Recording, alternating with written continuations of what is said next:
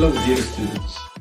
In this video, we will solve the first couple of questions of Math Applications, Standard Level, Paper 1, May 21. Let's get started.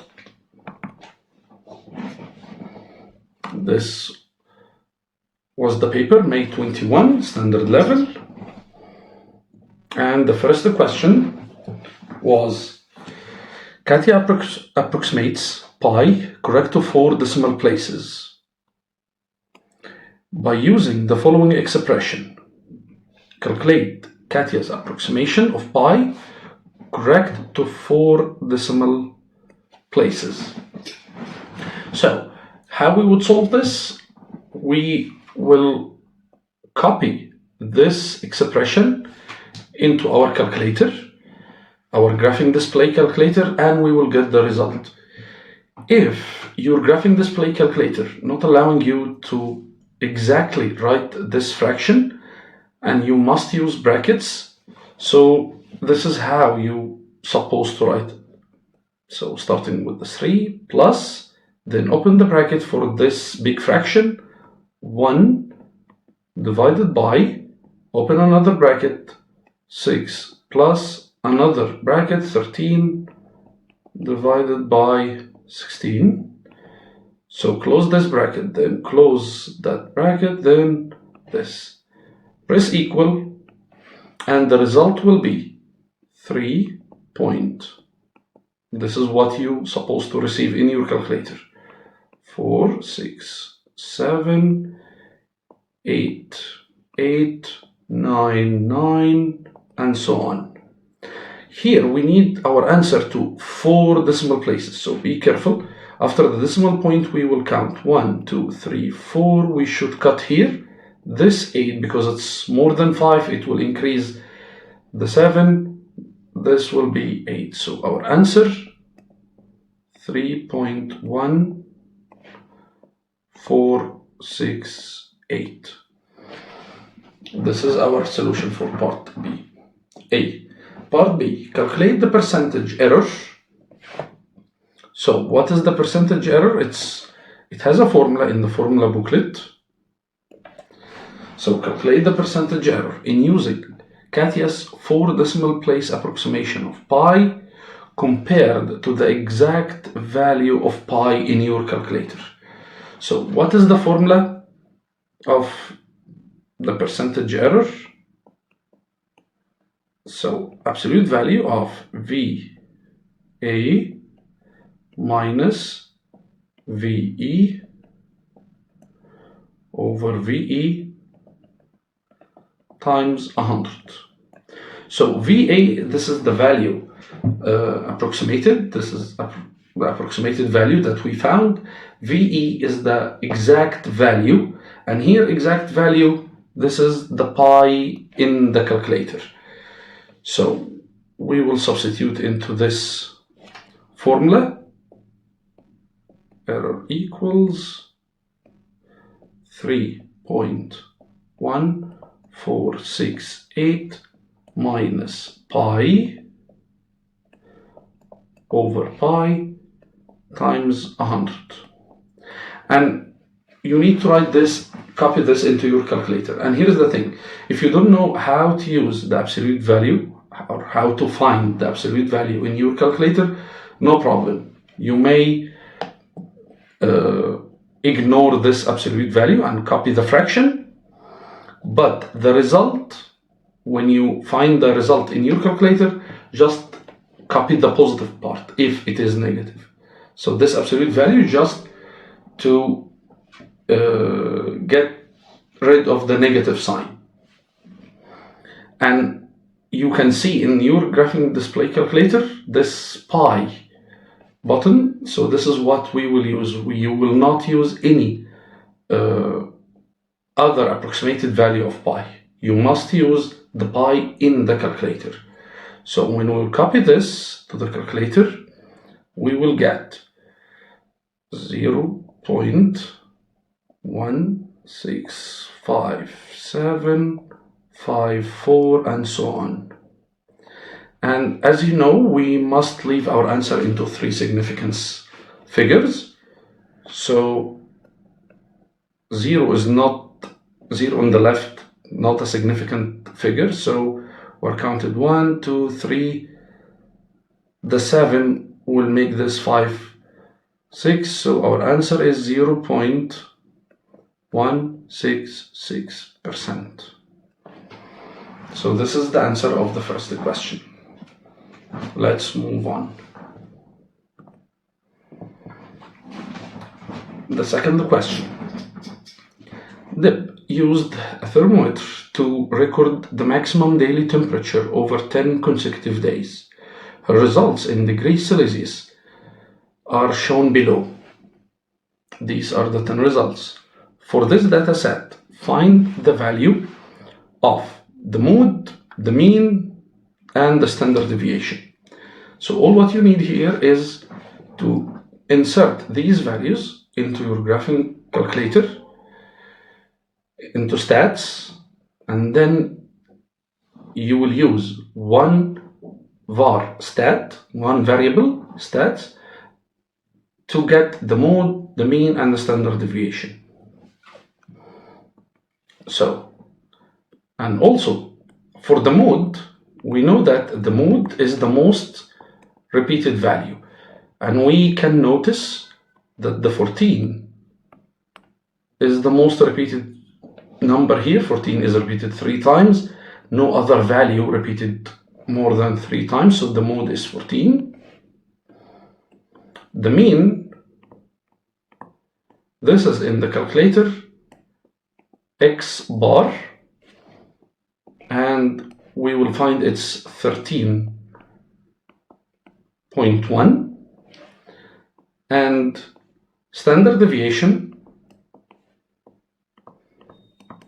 on the calculator, this is how you will find it, this symbol of standard deviation, and it's 2.21.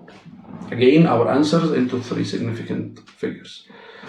And this is the second question. Let's move on. The third question here.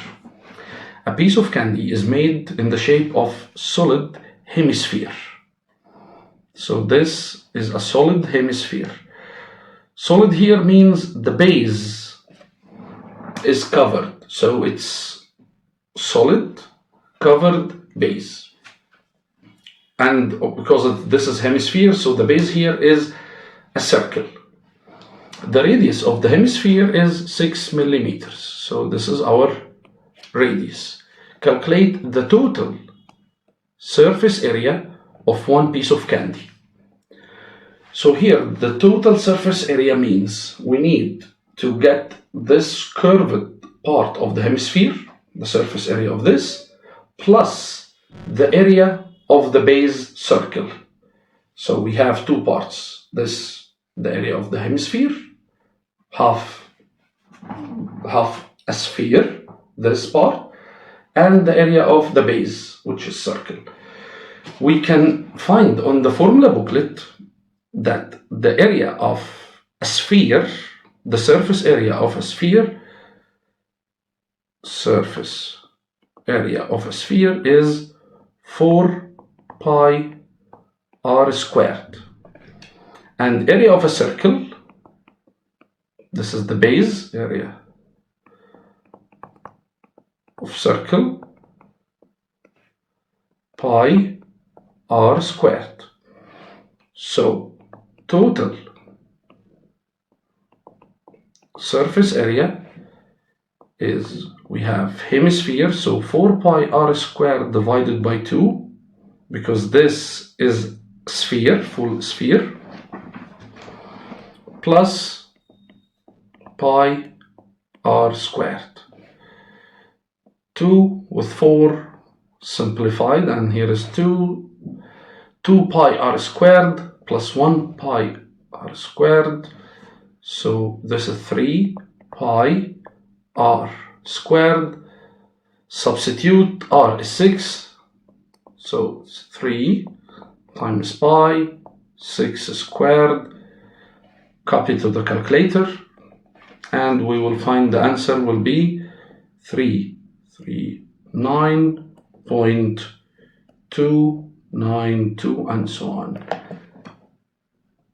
which is 3 significant figures, 339. So 1, 2, 3, we will cut here, so 339 millimeter squared, because this is area. So this is the solution of part A. Part B. The total surface of the candy is coated in chocolate. It is known that 1 gram of chocolate covers an area of 240 millimeters squared. Calculate the weight of chocolate required to coat 1 piece of candy. So here, it is known that 1 gram of chocolate covers 240 millimeters squared. So from part A, we know that we have 339 millimeters squared. So our first step is 339 divided by 240. This is our first step and the only step.